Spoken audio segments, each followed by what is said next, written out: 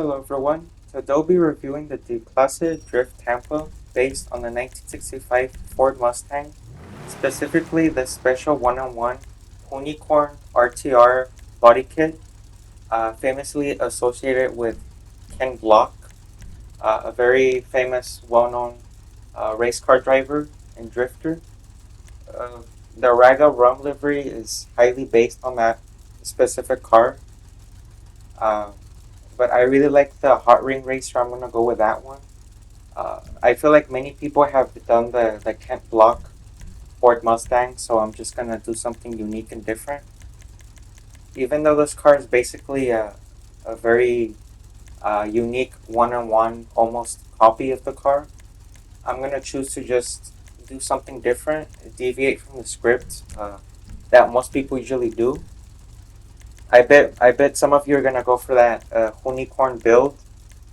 So for video purposes, I'm just gonna do something totally different. I'm gonna go for the Torino red right there. I'm gonna match it with the secondary and primary. I'm gonna go back and put the hot ring racer, just so it didn't really interfere so much with the colors I was going for. You can get this pretty low. That's what I'm gonna do. This car was riding pretty high, so I'm just gonna get it a bit more low. Of course, I'm gonna do the usual engine upgrades and all that stuff. They're expensive like in any other car. For the wheels, I'm gonna go in the street category and I'm gonna choose the hot ring steelies. I feel like those belong on this car. They look even better in white. I might look at other colors to kind of see what else this could match, but I feel like white is the right fit. It looks good in copper and gold, but doesn't really fit the combination that well, I guess.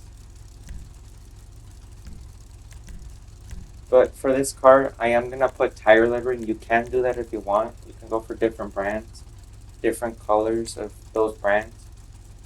But the atomic and yellow, that one fits the car very well. It adds nice contrast. Since this is an older DLC vehicle, it really doesn't have that much customization.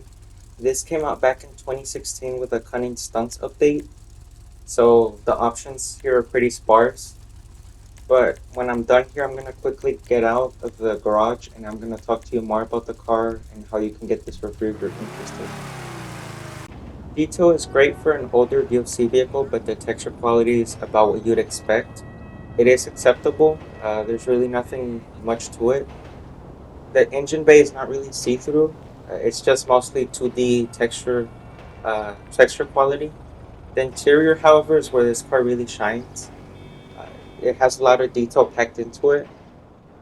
Nice carbon on the doors, a door flap to open it for weight reduction, uh, even some metal plates right there, some shifters, different buttons. I'm sure some of you may know what those buttons do. I'm pleasantly surprised with the details packed into the car, especially with the interior and the exterior. I just really love the design. Speed is decent and handling is great. This car handles surprisingly well. A lot of people in the community really do not like how this car performs, uh, but I'm very quite surprised at that because this is a pleasant to drive. I really don't have any complaints.